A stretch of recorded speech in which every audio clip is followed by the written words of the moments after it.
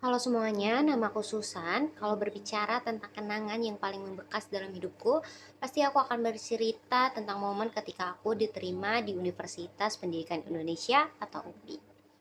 Masih jelas teringat bagaimana perasaan bahagia itu meluap-luap. Mungkin ada yang bertanya-tanya, mengapa momen ini begitu istimewa dibandingkan dengan momen-momen lainnya yang pernah terjadi dalam hidup aku. Jawabannya sederhana ya, karena aku benar-benar berjuang keras untuk bisa masuk UPI. Perjuangan inilah yang membuat kenangan ini begitu berharga dan juga tidak terlupakan. Ketika aku baru saja lulus SMK, pandemi COVID-19 baru saja mulai melanda, yang otomatis semua kegiatan serba terbatas. Salah satu hal yang paling membuatku terpukul adalah ketika aku ditolak SNMPTN. Rasanya sangat sedih gitu. Apalagi setelah itu aku mencoba mendaftar melalui berbagai jalur lain, tetapi tetap saja ditolak. Saat itu aku mulai membenci banyak hal dalam diriku, mulai dari aku merasa bahwa diriku tidak cukup mampu, keadaan yang tidak mendukung, dan bahkan orang-orang yang di sekitarku yang meraih pencapaian mereka. Sehingga aku bertanya-tanya nih, kenapa sih mereka bisa bahagia sementara aku tidak? Nah, pemikiran seperti itu memang sangat naif, namun saat itu kayak seolah-olah dunia memang tidak berpihak gitu padaku. Nah, karena dipenuhi oleh pikiran-pikiran negatif dan juga pada saat itu pandemi, aku memutuskan untuk menghilang dari sosial media.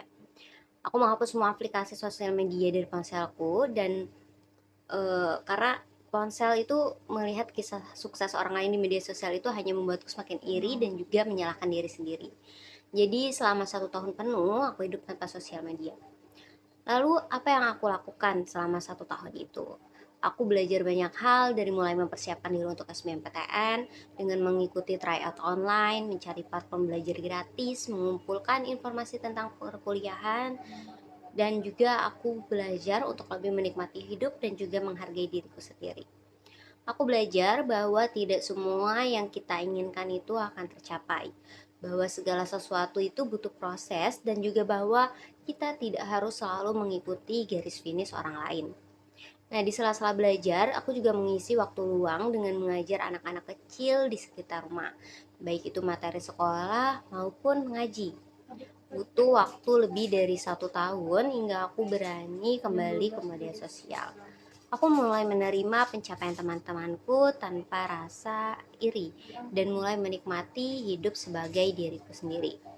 Ketika aku akhirnya keterima di UPI, rasanya lega sekali, seperti membuktikan bahwa tidak ada perjuangan yang sia-sia.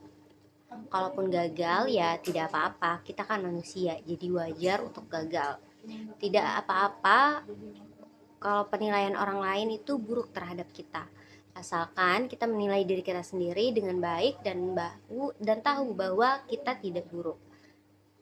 Sekarang aku sedang semester 6 dan aku tahu untuk lulus dari UPI juga bukan hal yang mudah, tapi sesulit apapun itu aku pasti akan mampu untuk melewatinya. Jadi untuk teman-teman semuanya tetap semangat dan juga terus berjuang. Dadah.